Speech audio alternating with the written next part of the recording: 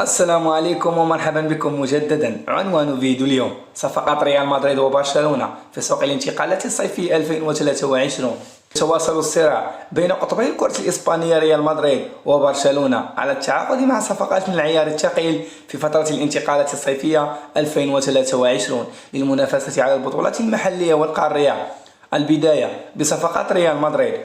تعاقد ريال مدريد لحد الآن رسميا مع جود بيلينغهام قادما من بوروسيا دورتموند الألماني مقابل 103 مليون يورو، بالإضافة إلى فيران غارسيا ظهير رايو فايكانو.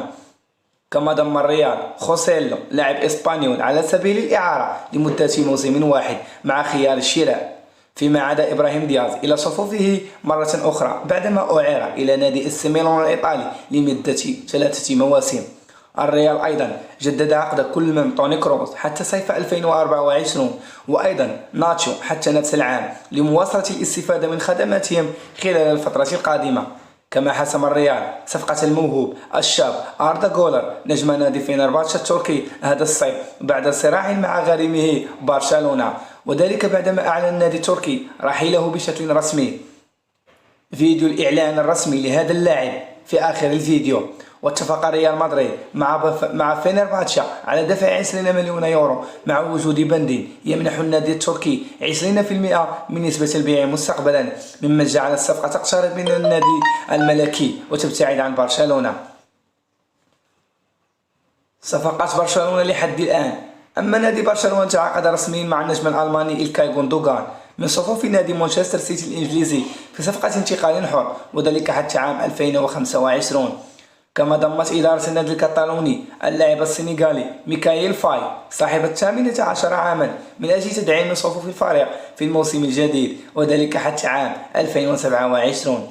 كذلك حسم برشلونة صفقة مدافع أتلتيكو بيلباو إبنيغو مارتينيز رسميا في صفقة انتقال حر بعد نهاية تعاقده مع بيلباو بنهاية الموسم الماضي، ووقع على عقد يستمر حتى صيف عام 2025 بشرط جزائي بقيمة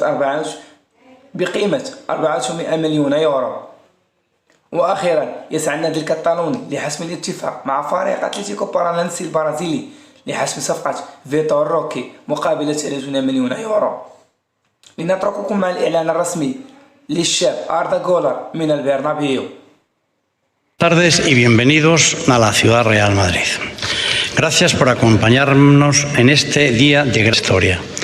Con apenas 18 años ya cumples uno de los grandes sueños de tu vida. Llegas al Real Madrid. Mi familia, todas las personas que han aportado para llegar a este momento. El Real Madrid también agradezco la palabra. السلام عليكم.